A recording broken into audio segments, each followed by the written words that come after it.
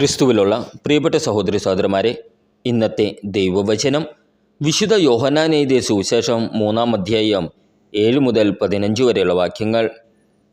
നിങ്ങൾ വീണ്ടും ജനിക്കണം എന്ന് ഞാൻ പറഞ്ഞതുകൊണ്ട് നീ വിസ്മയിക്കേണ്ട.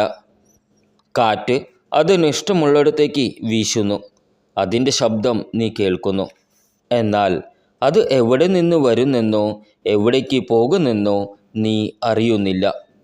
ഇതുപോലെയാണ് ആത്മാവിൽ നിന്ന് ജനിക്കുന്ന ഏവനും. ഇതെല്ലാം എങ്ങനെ സംഭവിക്കും എന്ന് നിക്കോദേമസ് ചോദിച്ചു. യേശു പറഞ്ഞു, നീ ഇസ്രായേലിലെ ഗുരുവല്ലേ, എന്നിട്ടും ഇക്കാര്യമൊന്നും മനസ്സിലാകുന്നില്ലേ?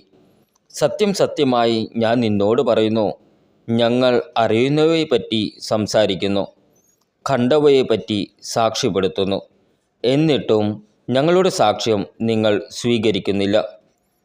ഭൗമിക കാര്യങ്ങളെപ്പറ്റി ഞാൻ പറഞ്ഞത് നിങ്ങൾ വിശ്വസിക്കുന്നില്ലെങ്കിൽ സ്വർഗീയ കാര്യങ്ങൾ പറഞ്ഞാൽ എങ്ങനെ വിശ്വസിക്കും?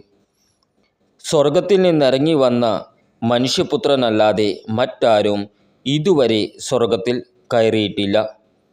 മോശ മരുഭൂമിയിൽ സർപ്പത്തെ ഉയർത്തിയതുപോലെ തന്നിൽ വിശ്വസിക്കുന്നവന് നിത്യജീവൻ നൽകേണ്ടതിന് മനുഷ്യപുത്രനും ഉയർത്തപ്പെടേണ്ടിയിരിക്കുന്നു. നമ്മുടെ കർത്താവായ ഈശോമിശിഹായ്ക്ക് സ്തുതി.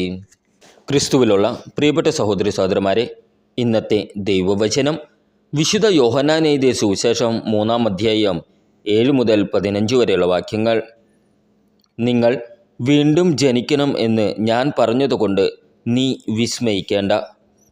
കാറ്റ് അതിനിഷ്ടമുള്ളിടത്തേക്ക് വീശുന്നു, അതിൻ്റെ ശബ്ദം നീ കേൾക്കുന്നു, എന്നാൽ അത് എവിടെ നിന്ന് വരുന്നെന്നോ എവിടേക്ക് പോകുന്നെന്നോ നീ അറിയുന്നില്ല.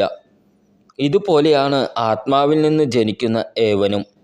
ഇതെല്ലാം എങ്ങനെ സംഭവിക്കും എന്ന് നിക്കോദേമസ് ചോദിച്ചു.